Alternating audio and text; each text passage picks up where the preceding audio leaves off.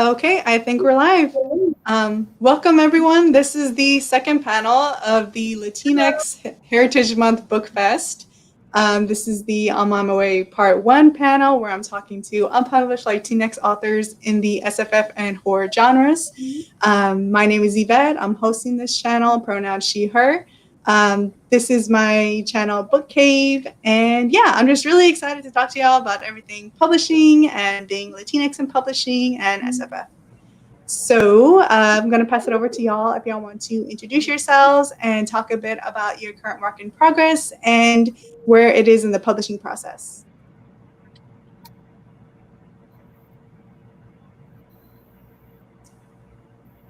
I think PB might be frozen. That's right. Some technical difficulties. I start. Hello. We can hear you. Yeah, we can hear you. Can you hear me? Yes. Yes. Oh no. Well, I think I might keep my camera off because the connection's terrible.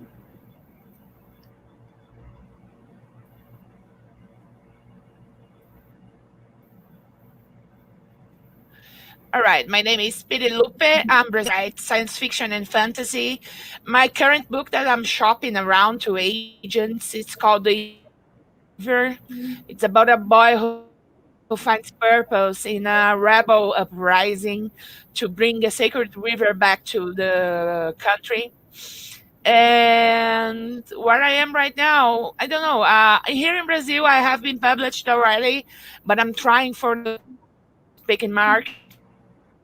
And mixed results. I some rejections with stellar.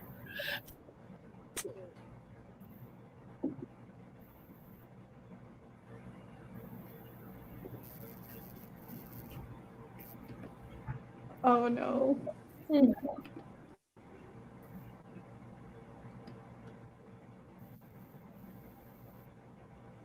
No. We were doing so well. I guess until they come back, Sandra, do you want to take off? Yeah, cool. So I'm Sandra Proudman. I am a speculative fiction writer, agented by Hannah Ferguson of KT Literary. My two projects that we're concentrating on at the moment is one of them is a middle grade Alice in Wonderland retelling set in space. So it's got aliens, it's got just a really whimsical feel to it. So I'm really excited about it. The other one is a YA horror, and that is pretty much if you imagine Mean Girls meshed with a supernatural episode that's all about the chupacabra. So again, really excited about that project. Horror is one of the genres that I love the most. So that's going to be exciting. We're getting ready to put them out on sub, hopefully this year, crossing my fingers. And yeah, that's kind of where I'm at right now, just trying to push those books out there. Lauren? Perfect. So I am currently sort of working on a couple different projects too. My YA project is the first in a trilogy revolving around a couple of teen superheroes. Latinx family secrets, the two twin sisters, told from the point of view of the villain, which is super interesting. I'll talk a little bit more about that as we get into the session. And then the other one that I'm working on is actually a picture book, Latina Mermaids. So that one definitely different, definitely different. So. Cool. My name's Victoria Hernandez, but you can just call me Kat. I am also a science fiction, fantasy, horror writer, just overall speculative. At the moment, I'm mainly working on my short fiction projects. So I've been, working around on all ideas last year, but it's too early to say what it might become. Still in those early stages. So right now, I've just really been working on like short fiction, playing with ideas of vampires, aliens, sci-fi, and everything in between. Nice. PD, are you with us? Can you hear us? Oh, I don't think they can. So we're going to go into our second question. We'll I wait can for hear them. you. Oh, okay. I don't think we caught everything about your current work in progress. If you want to talk a little bit about that. Okay, of course.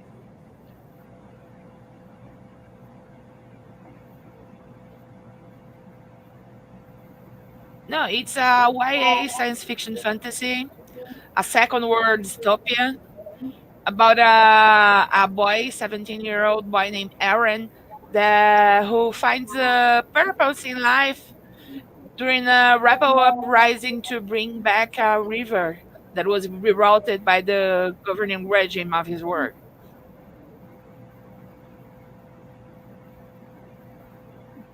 All right. Well, Did you hear that? everyone's work sounds amazing. Yes, and everyone's work sounds amazing. But on top of having obligations outside of writing, 2020 has been a pretty tough year, I think, for everyone. So, with everything going on, what's your writing process like? Do you have a schedule, or do you have to set goals to keep yourself focused on your writing and things like that?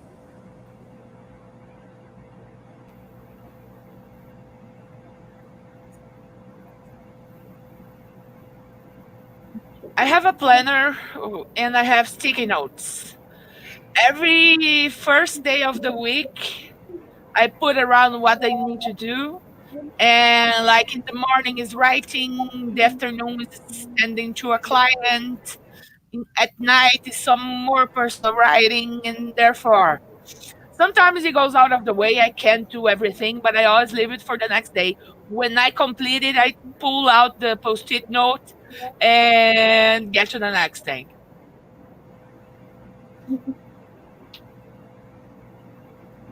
That's Nice. smart. I am nowhere near as organized as PD, unfortunately. Yeah, I mean, 2020 has just been hit after hit, I feel like, and it doesn't quit. But writing has always just been my form of escape. And so I've really just used all the angst from 2020 and just used that angst to just funnel my way into more and more and more writing. So I've actually been able to get a lot of writing done, which I'm really excited about. I'm also working from home, so all the time that I would spend commuting, which was about an hour and 20 minutes a day, I get to spend it on writing now. So I've just been concentrating on just what I can and just trying to use everything from 2020 to just channel that into something positive. I'm also out of sub right now, so really the only thing worse than being out of sub is being on sub is being out of sub. So I'm really just trying to get back in there right now. So I'm just winging it, honestly, but I'm writing, which is the good part. Yeah, for me, the writing schedule has been somewhat non-existent. I've really been focusing on editing so far. So luckily I had sort of a lot of backlogged short stories, poems that I was getting through, and I'm really going through the kind of final passes. I'm going to be starting querying probably, hopefully next month and a half on my YA project. So I had a lot of backlog, and the creativity is just non-existent right now, which I'm sure so many people are really feeling during the pandemic. So I'm kind of giving myself a little bit of space and hoping that some inspiration will strike soon. But until then, just a lot of editing and, polishing up. Yeah, I think I'm in a similar area. Before quarantine, I had set up a schedule for myself of like, okay, I have my day job, and then on Saturdays, that's when I spend life at the cafe, and that's when I buy a coffee or go to a library, and that hours and hours of writing, and that way I could get it. But that's not allowed anymore. That's illegal. So can't do that. So I've just kind of been rediscovering what works for me. Another thing I noticed is that before I would have one project, but now kind of as a mixed blessing, I have multiple stories that need editing, or I'm still in the first draft of, or maybe I need to workshop it. And so that's kind of a help with the creativity, because with the free time, I find that I can start out with more ideas for short fiction that I've been putting on the side and finally figuring out what I do with them. but nothing's quite done yet. I'm still figuring out how I make that schedule to finish what I started. Yeah, I think, I don't know, it's just everyone's doing what they can right now. So it's interesting to hear how everyone's coping with everything. But my next question is going to be another publishing question, and that is, what are some of the ups and downs you've had in publishing so far, both like in general and as a Latinx person specifically?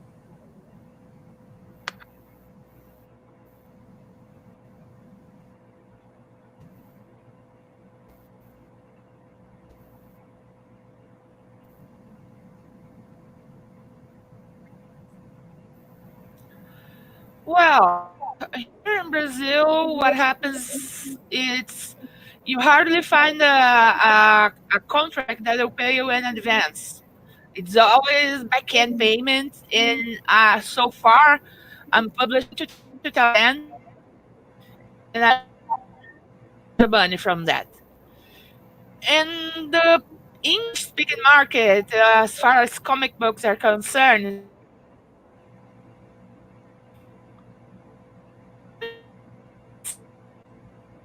many people want to give you back-end deals while the your counterparts that live in North America or Europe get better deals. So I don't know. The For the up part, um, it's actually managing to get into anthologies. I got into a Prism Awards nominated an LGBT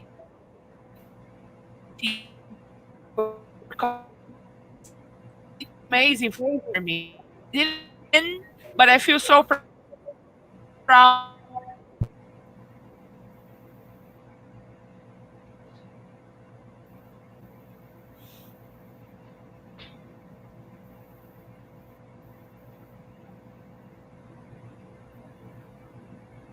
PD, can you hear us?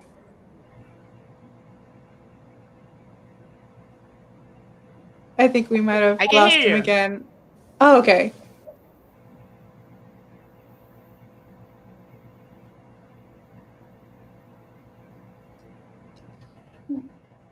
Can you guys hear me now? Yes.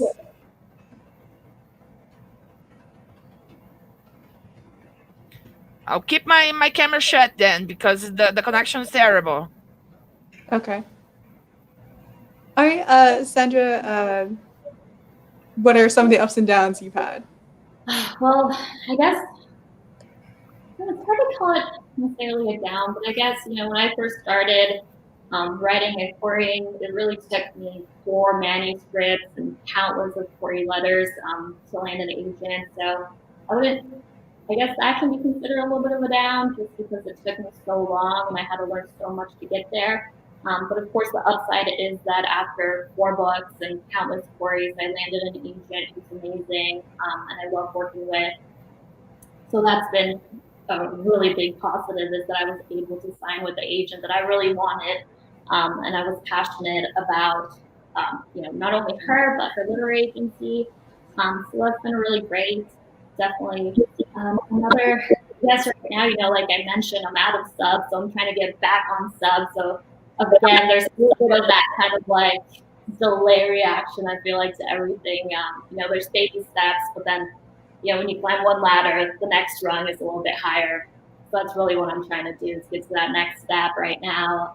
But again, the upside is that I was able to get in contact with editors who are interested in working with me, maybe not on this project, but hopefully on the next project. So that's really what I'm working toward right now, for sure. And then beyond that, it's really just been getting to know other writers. It's just been such a huge up. Getting to become more involved in the Latinx writing community has been a huge upside.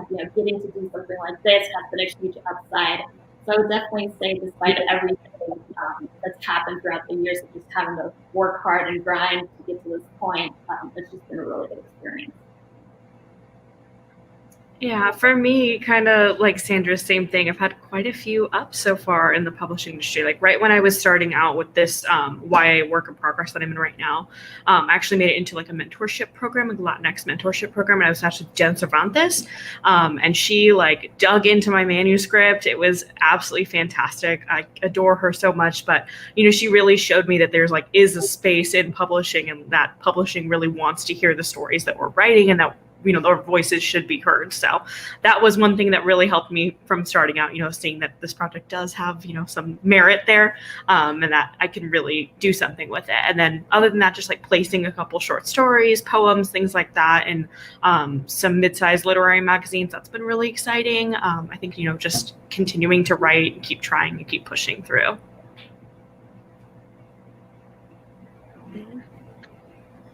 Yeah, I think for me, so I've only really started submitting places in the last 2 years for short fiction.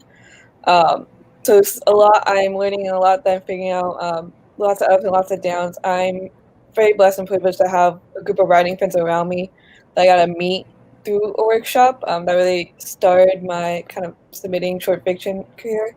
So that's been great. And the more I look into it, the more I find opportunities like this one where you can connect with people. And so that's been great. I think challenge-wise, um, I've learned of the no simultaneous submission rule for many magazines. So I think that's just a gripe that I think many people who are submitting the short fiction places have, where it's like you really want the story to be somewhere, but it's gonna take 9 months for someone to tell you no, and then you get submitted somewhere else.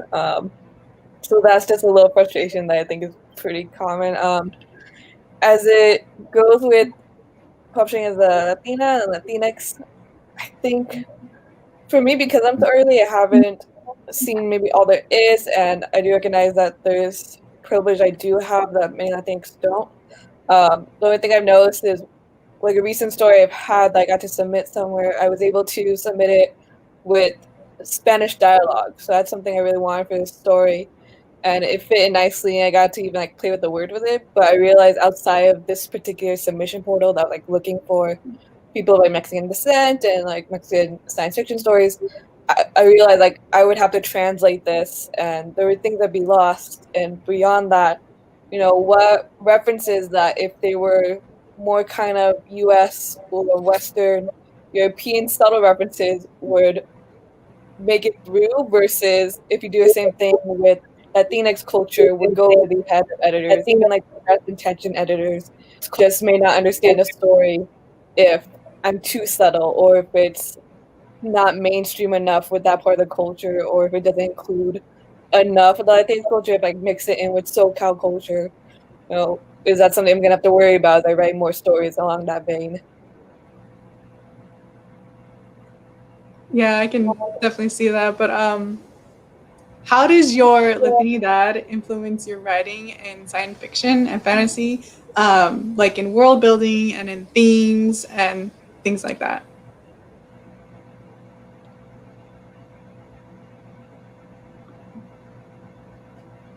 Phoebe, are you there?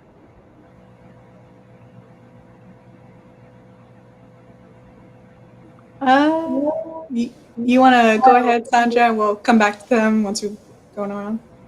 Yeah, I mean, I think at the center of all my stories, it's always family, it's always friendship, it's always just all of that good, warm feelings that have to do with the Latinx community. So that's always had a huge influence in my writing. Like I mentioned before, I'm writing a book about the Chupacabra, so of course, trying to bring in some of that Latinx lore into my writing as well. And like many writers before, I started off writing white characters. And so I didn't want to do that anymore, because I noticed, so many Latinx writers were starting to write Latinx characters. And so I started doing that as well, and just getting that opportunity to finally write Latinx main characters has been so amazing. And just being able to add Spanish into my work as well, like Kat mentioned, I always try to include Spanish in one way or another, as much as I can get away with it, So I think just overall, just trying to bring in little aspects of my culture into my writing. Yeah, so for me, I sort of hit that sweet spot in between, you know, science fiction, fantasy, and magical realism. So like the work that I'm working on right now is set in like modern day DC. It's very political leaning, but like everybody happens to have superpowers. So I try to include sort of incorporating some of that in there. And really what I try to do is incorporate my Latinx characters as organically as possible, you know, like our world, everything that we're seeing, everything, you know, everyone's different. And so one other thing too, I try to make sure that they're not just stereotypes, I'm sure as all of us do. I mean, personally, for myself, like I don't speak Spanish, which is really interesting. And so, for example, like that's something that I include with my characters, you know, like connected to the culture, but not necessarily like in that specific way. So some of the time trying to draw from like own experiences, family, friends, but, you know, everybody sort of has that different experience with their Latinidad. So that's definitely one of the things. But kind of as Sandra said, like family always is a really important theme for me. Friendship, you know, food, definitely. So, yeah. I always stick in, you know, a little bit of like concha in there. Oh yeah. Oh yeah. Yeah, I can relate to that a lot. I actually, like Lauren, so I had to relearn Spanish. So growing up, I had it like it was really small and I lost it really fast. And so growing up, I had a lot of that sense that I think a lot of Latinx people feel in one way or another of not being Latinx enough, especially like when you're within the U.S. It's just like different things can take off from your Latinx card or whatnot. And so that has really, being able to write has really helped me kind of figure that out and express that in different ways. And also in my area where I grew up, there's a lot of, as far as, you know, U.S. Southern California suburbs go, my area is pretty diverse in that, you know, there's always someone speaking different languages, there's different kind of foods. I grew up around a lot of different people from different backgrounds. And so that's influenced me a lot. And now that I'm adult and I get to write about these things, I find that I want to, you know, show the nuance of Latinidad, but also show that it's not like you don't have to just choose to represent a character as Latinx and only that. Because I feel like sometimes in the mainstream, especially in the past, although it's better now, when you would have a Latinx character, their Latinidad would be at the forefront. That's great, but then you wouldn't be able to see them mix that with everything else they love. Like I want to see a Latinx character sneak in the lime and chile to the movie theater while they watch an anime. Like that's the kind of, because I have friends like that. I have friends who, you know, are Latinx and that's part of their culture, but they have anime posters everywhere. And because why not? Because we all have that. Because that's part of life. But that doesn't always get shown in a story. So I tend to have a lot of characters who either have that nuance or like me maybe aren't completely secure in their Latinidad, and that shows in different ways. So that's how I've been finding that lately. I've been putting that in my stories. Can you hear me now? Yes. Yes. Yay! Well, how my Latinidad inspires my stories. I don't know. Here in Brazil, it's normal too to identify more with whiteness because we're heavily influenced by the culture of the United States. And my first characters were also white. But little by little, I start diversifying a bit. This is very recent. It's not something I started to do in my teens. It's something I started doing in my 20s. And I don't know, something that comes around with the world building and the things is the drama.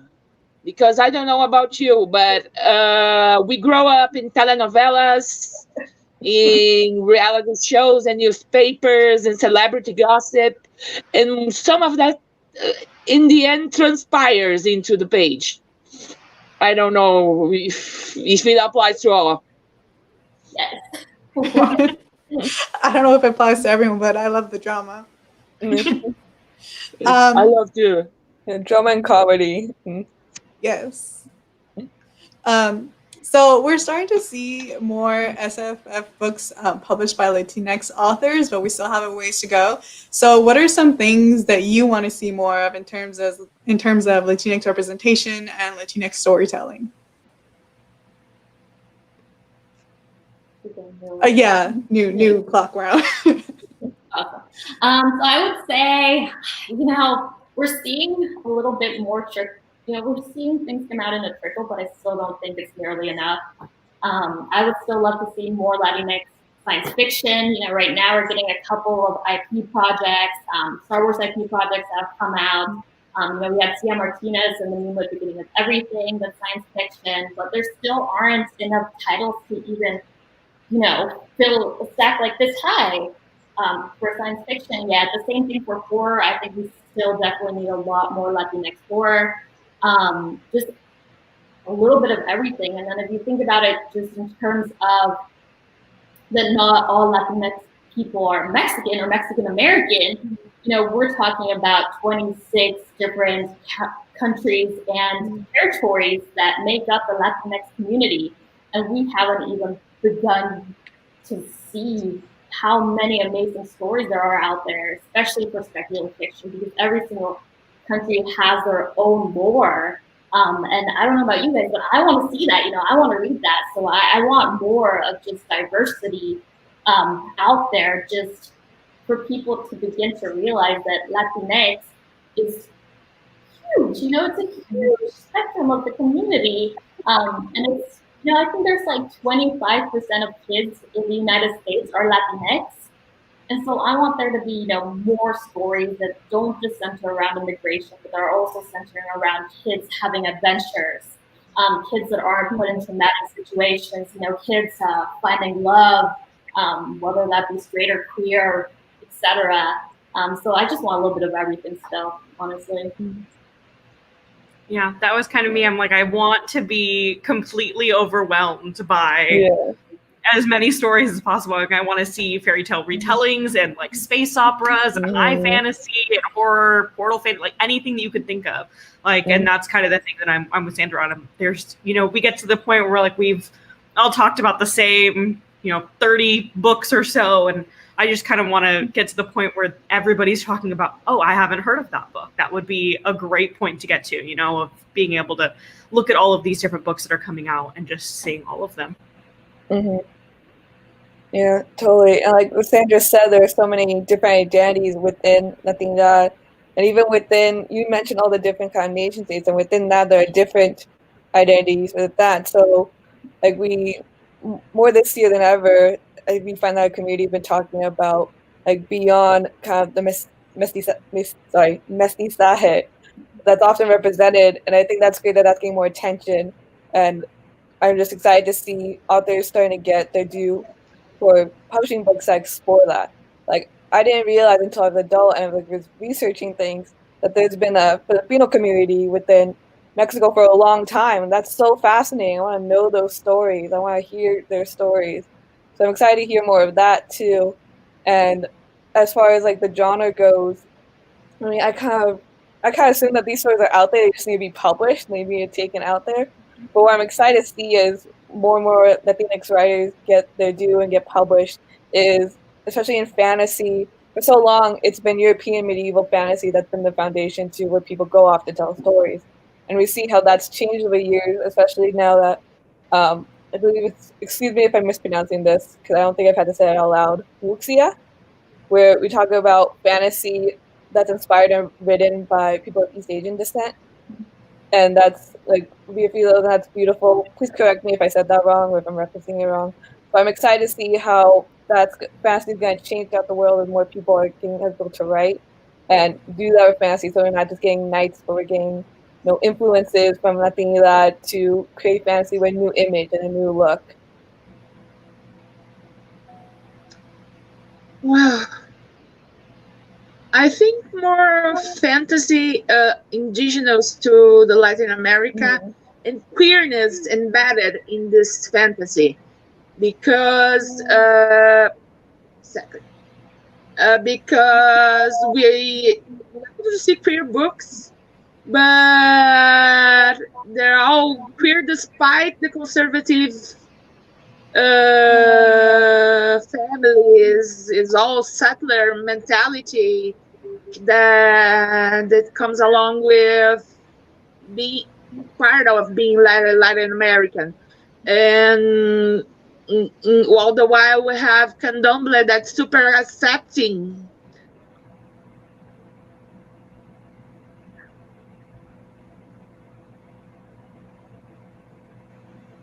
I think they might have frozen again. I got cut out.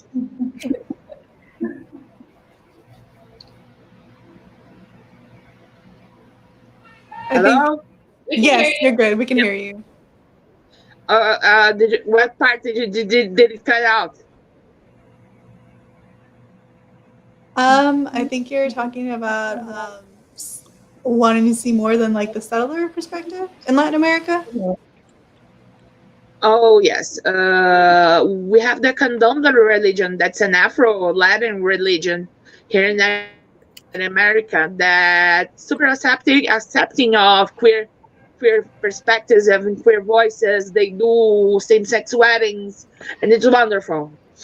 And I would really love to see a book about it. I'm of course not the right person to write it, but I would really love to see a book about it.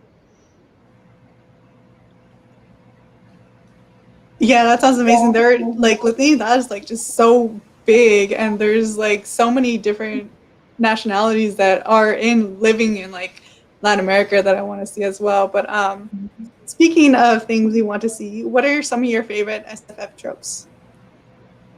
Oh, okay. I think I kind of consider dystopian as just a trope in itself. And I still love dystopian. I still love the story about that one girl who just rises above them all and saves the day.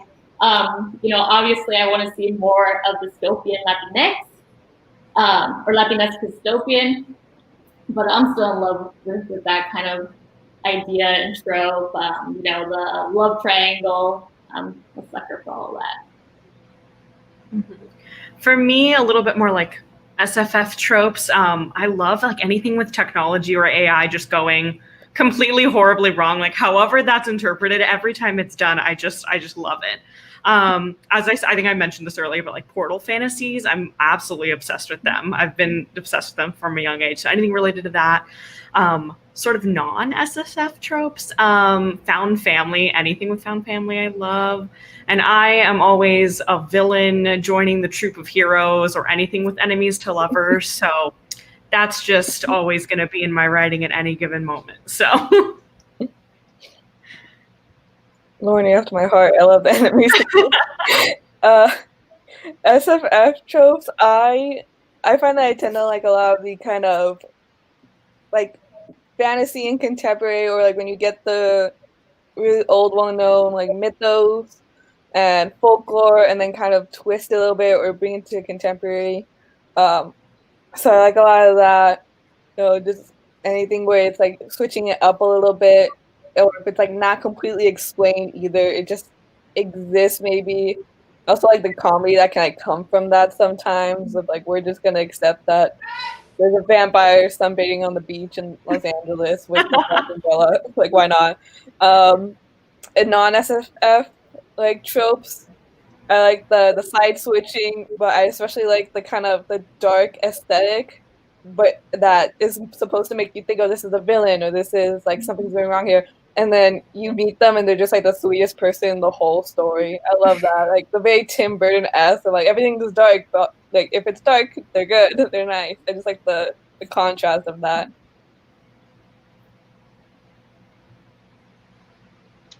That's hard for me to speak about because I was never much of a big seeker of tropes.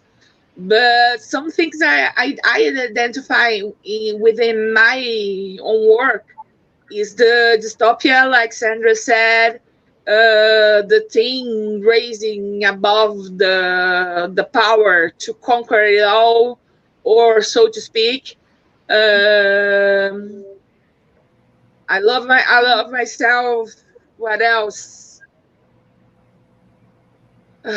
It's hard to speak. I talk a lot about death.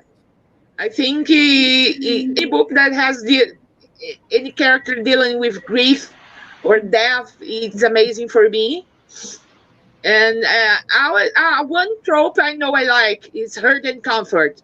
When the hero is all wounded and the heroine comes and heals him. And it's always struggle, and sometimes it ends spicy, sometimes it ends cute, and I like it a lot. That's a great show. Oh my god. agreed. Stab your blood. So are there any publishing tricks or tips that you wish you'd had known about when you first started out? Yeah, I mean, I think there's a lot. Like I mentioned, I had a long sprint with querying. So I'd say definitely learning how to write a better query. I wish I would have known that when I first started trying, to send my book around. So that's a huge one. Just I think if you can get to the point where you're sending your query around to 5 to 6 people before you even start sending it to agents, I think that's a good rule of thumb to kind of gauge whether or not your query is ready. I know, I think my last query that I sent out, I had sent it to 5 people and then I sent it to a 6th person, and it was that 6th person that found that like one tiny like glaring like grammar mistake. So I would say that's a great tip if you're querying. The second one I would say for sure is just wearing rejections like badges of honor. This is an industry that's filled with rejection, and it's practically never going to stop in one form or another. So as much as you can just internalize that it's not necessarily you or your writing sometimes, it's just the way that this industry functions. I think that's really important as well, is just to practice getting rejected. And I know that sounds like terrible, like, no, I don't want to get rejected. But at the same time, like getting rejected just makes you stronger, and then you're able to just move on really quickly afterwards, especially after you're an agent and you're on sub. It just doesn't hurt as much. I'd say those are the good things. Yeah, I think with Sandra too, like the rejection, getting used to that.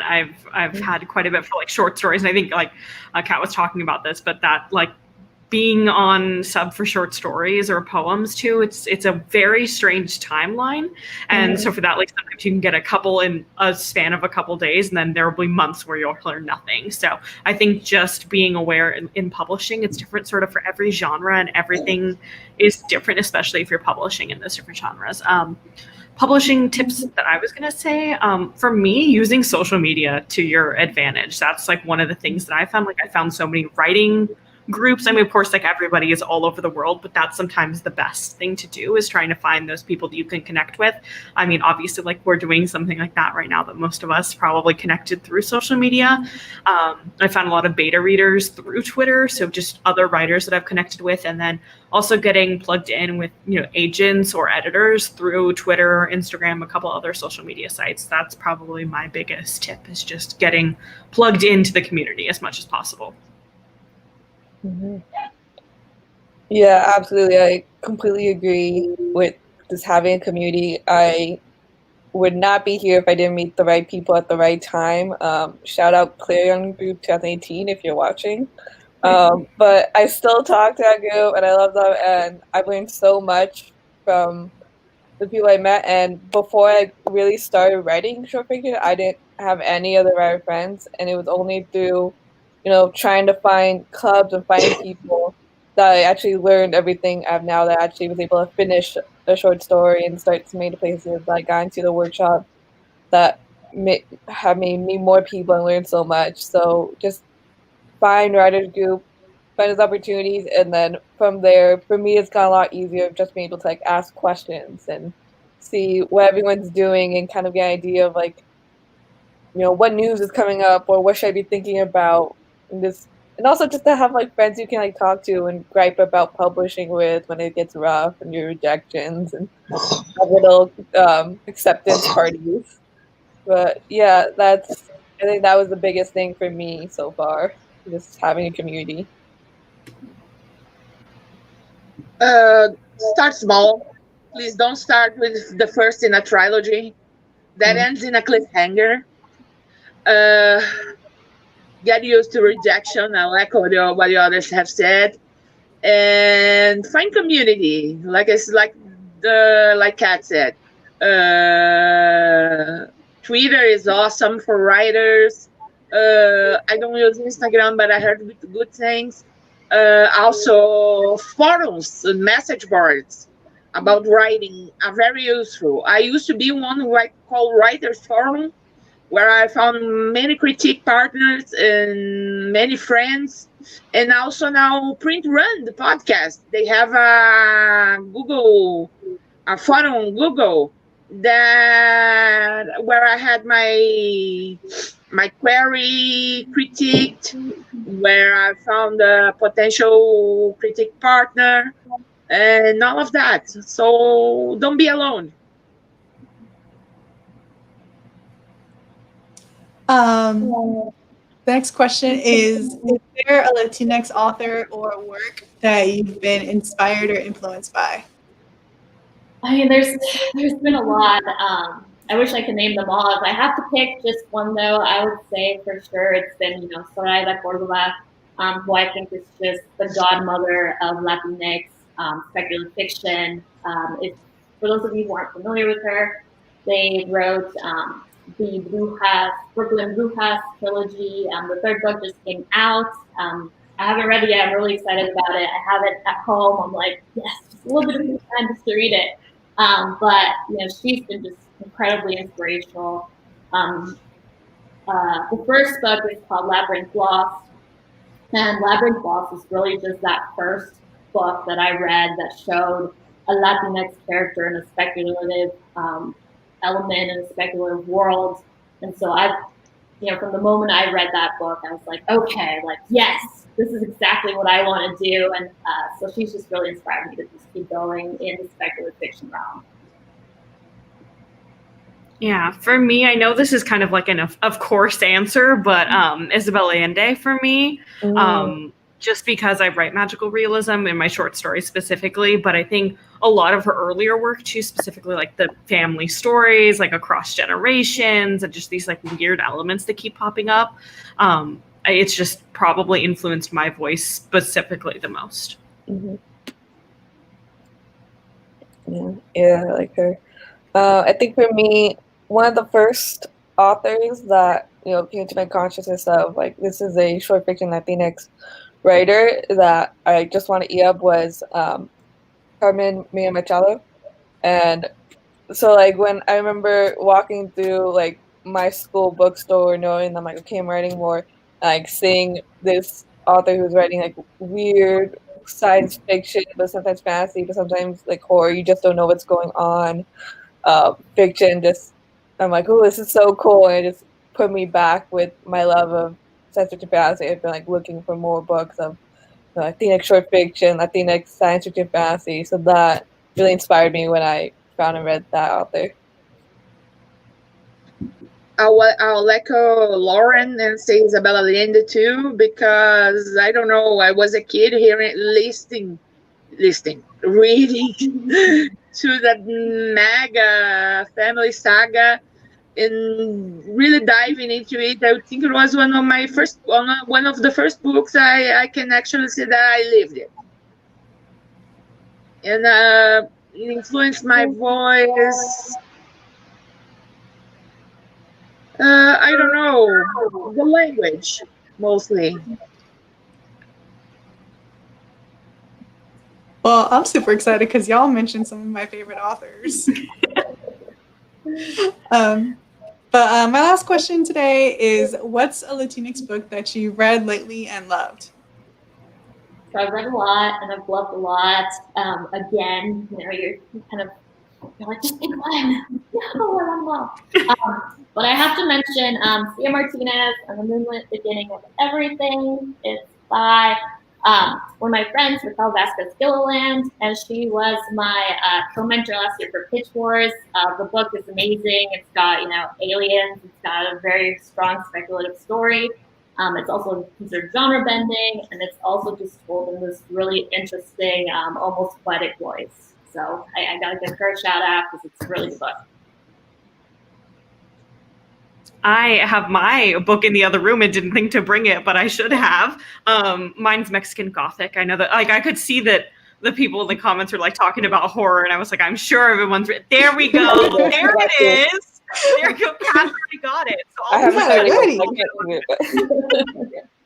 so I taught a class on Gothic stories, and I wish that this book had been published right before I taught it, because this definitely would have been on my syllabus. But it just combines the best Jade Eyre, Rebecca, and all of those Gothic horror stories that I love. Horrifying in a lot of ways. For me, I love horror, but I also get really scared with it. So had to definitely read it during the day. So if you want something a little bit less in your face horror, her other novel right before this, Gods of Jade and Shadow, was absolutely fantastic also. So just making sure to plug, which I'm sure Kat will continue on. But well, I have it here, but I just got it recently, so I haven't been able to start it, so I can't talk about it. I just haven't. You've got to read it. Everybody read I'm it. going to. I'm in the middle of a book. I'm trying to finish these because I've started like 5 books, and it's such a bad habit. So I'm like, finish this one, and you can start Mexican Gothic. So one that I've been through, so I have 2 just because. So this one is not technically genre, but I finished it recently, and I really like how this author, Sabrina Corina, by Kelly Fajardo Anstein, excuse me, she's great at showing these really cool characters, the dichotomy between the family members, and so that's one I've enjoyed a lot. And then for the genre, I picked 2 because I'm in like the middle of this. Again, I started like 5 books. So this is a recent anthology of some authors of Latinx Rising and different, I think, authors from the last few years. Some of them are not yet published stories, so that's been cool to see kind of just all these Latinx authors within the genre publishing short fiction and have them all within an anthology. So that was exciting to see and immediately got that book. And that's been really nice, especially since some of the stories are really recent and some aren't. So you can kind of see the different styles, the different ways each author represents the Latinidad. And yeah, so those are the 2. Those are some really, really great recommendations. Lost PD again.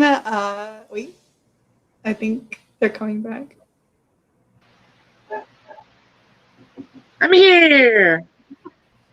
I'm about a book. I'm going to say I'm guilty of not having read nothing recently, but I really want to read Lobizona because I love werewolves. I just finished it. It's so good. It's on my list. I want it so bad. I'm waiting to get it on Kindle because to get it more cheaper, I need to wait for it to come in Portuguese. I can't remember who was talking about it earlier, but like specific like different Latinx experiences, like that one, like I've never read something from an Argentinian author before, and that one feels like just so specifically Argentinian. The list, We have lists are just getting longer. Yeah, so I live right next to Argentina. Yeah.